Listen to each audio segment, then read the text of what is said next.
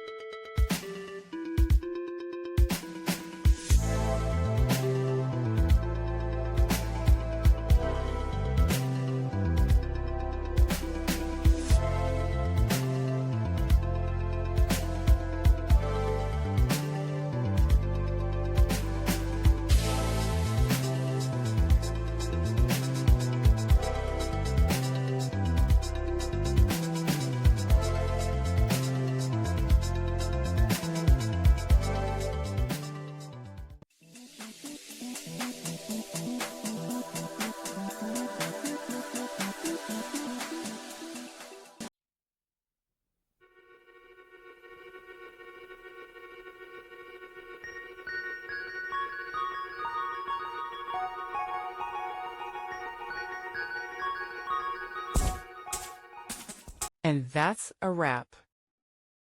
I hope you found the answer you were looking for. If you did, take a second to hit that subscribe button. It really helps out.